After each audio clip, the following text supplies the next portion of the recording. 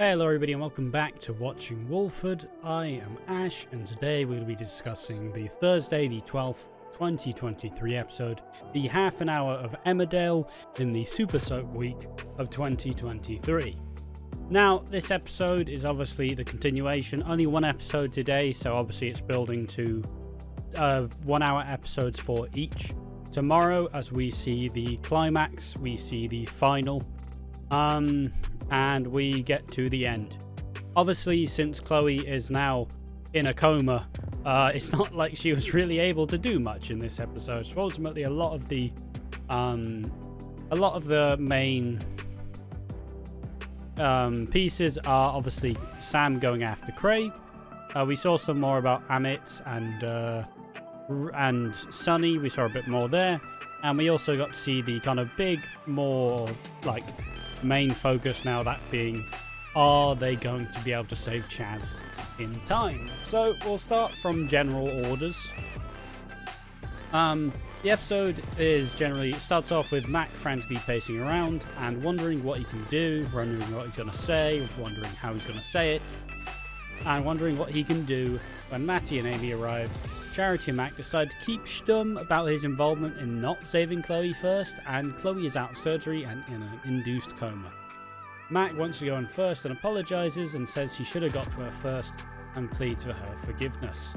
But when Charity and Mac are left alone, Charity, selfish as ever, decides, you know what, you know when the best time to say, Mac, we know you saved me for a reason. It's 'cause you love me. And, you know, just this angle. And it's like, Charity, she's barely alive, for fuck's sake. Don't, you know, like, out of all the things to say in this time, maybe don't go, so now that your relationship's dead, can we get back together? Like, it's like, she's dying. She's genuinely in an induced coma. She may never wake up from this. She may have brain damage. But nah, let's talk about the most important one here. And that being you and me getting back together. Ah, for fuck's sake.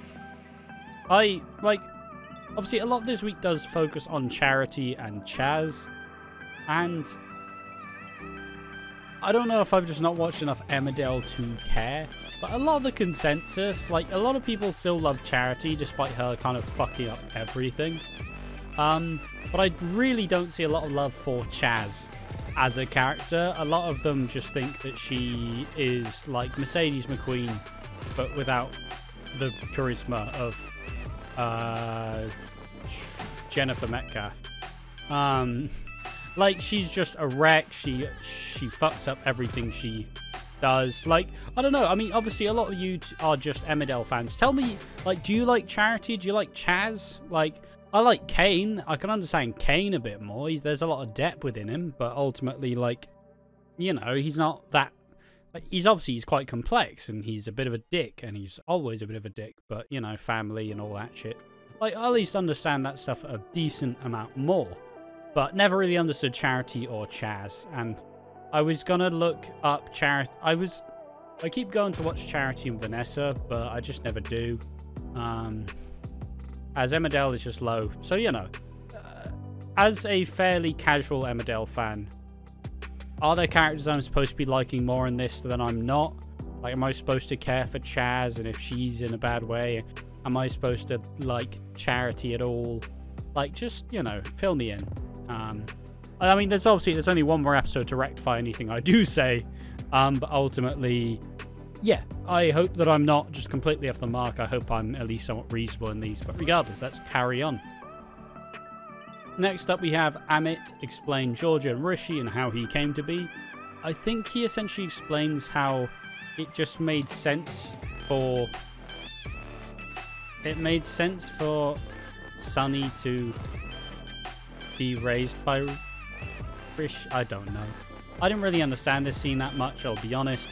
I tried to, but, you know, a cat invaded at the time.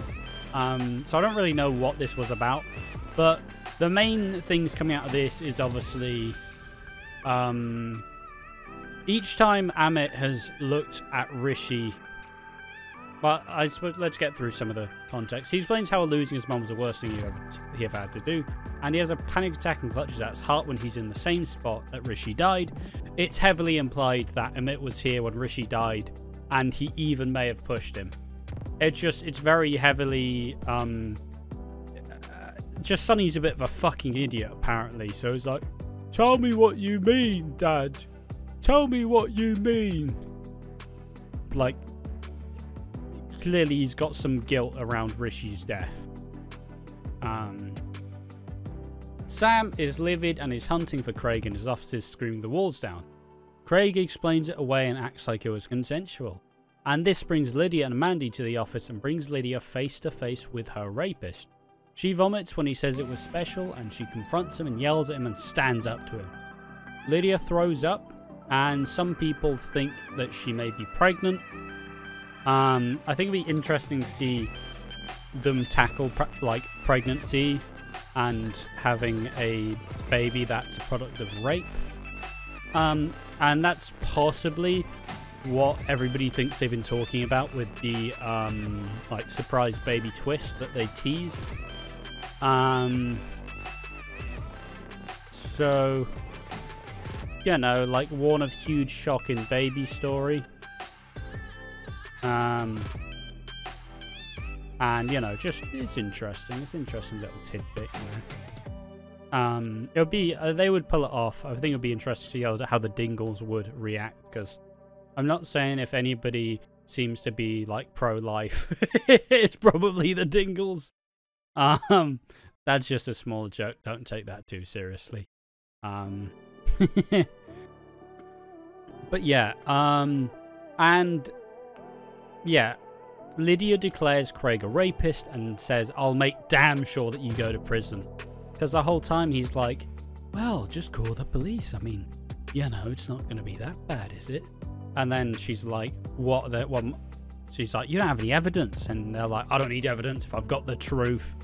So there'll be a very sad, long court battle where Craig is rich and has the best list of money can buy, but the Dingles will just bond together to try and make the best of their situation and try win. I could see it be a long-winded like trial, but I could see it. I could see it happening and turning out well. Yeah, so that stuff, it was all good. It was all good with that. It was very interesting. It was very empowering. And next up, we have the Chaz, the Aaron, the Harry, the Kane, and the Caleb. Chaz is tied up in the boot, and Harry sends a message showing him holding her hostage. He wants control of all the drivers and the cabs, but Kane offers him 30k in euros as long as Chaz is back, and Harry leaves them alone. They take Aaron's 30k euro and Aaron's like, yeah, I want to help out, but then the second they actually start getting ready to leave, he like throws the money out the bag like, that's my money. Didn't actually care. Made you think though. And Aaron seems to get out of his like handcuffs or whatever, and Kane has to punch him to sort it out. And the last scene is Kane ready in the car, and just a bit of a teaser towards tomorrow's episode. So I have kind of rattled through a lot of that. Yeah, like I said, a lot of my Corey, sorry, that's blasphemy. A lot of my Emmerdale is kind of, a lot of it's been rooted around,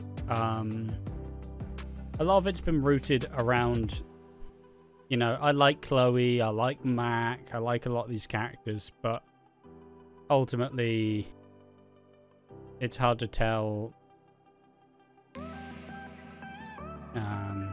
Sorry, I'm a bit distracted. I'll be back in a minute. Sorry, I'm back. I just got caught up reading a cheeky Eastenders article. Sorry, my bad. I have my allegiances. It's not even my favourite show. But yeah, it was once again, it feels like this is the down episode. This is them setting the scenes for tomorrow when it's big, it's explosive, and you know people are a bit more loud. And will Chaz be saved in time? Is Aaron gonna escape and cause more problems? You know, is he gonna align with the bad ones? And it'll be interesting enough. I'm not super interested though. Like I think Aaron has needed a character reset for a good while, because for the last all of the last times I've seen Aaron, he's just been a mardy little arsehole. He's basically been Chaz, but younger and angrier. But less cryy. Obviously Liv was always nice to be like the Like, oh, you know, like, you're not all bad type one. And I don't mind Kane and Caleb. I like that William Ash has got more work, and I think he fits in really well with the Dingles. Obviously the main focus of this episode, I'm worried about where the Charity and the Mac thing's gonna go, because obviously Charity's like, oh, but you love me. But, you know, will Mac actually say that and admit it? Well, will he, like, stay loyal to Chloe? I have highly doubt it. And even if he does stay loyal to Chloe, I don't believe that Chloe will be like, yeah, it's fine. Unless they do a big storyline where it's like, we're gonna get married, and then I'm gonna fucking throw it all up in your face. You don't have any kid rights. And yeah, it's kind of wild. So yeah, it's a bit of a lesser one. It was a good episode, but it's just kind of, once again, it's setting the scene for tomorrow. I'm sure a lot of people who are a lot more invested in it have more to say about it, and that's why I implore you to tell me in the comment section down below, because I would like to know. I would love to know what you think, and I'd love to have some actual, like, Emmerdale fans, like some long-time Emmerdale fans. You know, give me some more reasons as to why maybe I'm not understanding it entirely, you know? Like, give me some pointers as to why Chaz is actually a good character. Tell me why Charity's actually good. And maybe I'll listen, and maybe it'll jog something in the old cranium. I would like to say that I'll continue watching Emmerdale after this soap week, but with one day left, it's been good, but is there much that's left me going, I need to see this? Not really. The Amit and Sunny stuff is really mid. It's just shit. Yeah, I don't know, man. I'm not super down on it. Like, they've been good episodes. I'll give them full credit. They've been entertaining, but it's simply like it doesn't feel the same way as I love Hollyoaks. Hollyoaks is was in a pretty bad place, but I do love Hollyoaks. I love a lot of the characters. I love the storylines. Eastenders had been in a bad place till this year, but this year it's been absolutely fucking incredible. Corrie has been okay. It's slightly slipped down in the level simply because of the Stephen Reed stuff, and it's just very boring. I don't like it. It's too campy for me. I love campy, but I don't love Stephen Reed. Like, he's been given so much screen time, and it just doesn't feel like it deserves it. But there we are. Yeah, that's it. That's it for the Emmerdale review. The Emmerdale Super Stunt Week. What, episode 4? Yeah, episode 4. And obviously tomorrow will be the final bit of coverage, as we will then take a look at the 1-hour edition of Emmerdale and the 1-hour edition of Coronation Street, as we finally see the payoff, see if anybody dies, see if anybody carks it, you know, all the good stuff that you've been waiting for, the pinnacle, the climax, the ending, the thing that we'll be thinking about for a good while after this. I've been Ash from Watching Wolford. Thank you for joining me on my divulge into the Soap Stunt Week. Do you want me to cut to do more Coronation Street and Emmerdale videos? Because I can give it a try. It's a lot easier to have a much more focus on Eastenders, and that's kind of the main issue, really. But yeah, I've stalled long enough. Thank you for watching. I'll make sure to join me in the next one. Tomorrow is the final day, so put your fucking calendars up and show me the money. So obviously it'll Fabrinox at 90. That's coming on an IT1 at 9 to 10. Is there a chance that she does actually die? Sorry, there's just theories about Barbara Knox dying tomorrow. She did say she did plan on sticking by.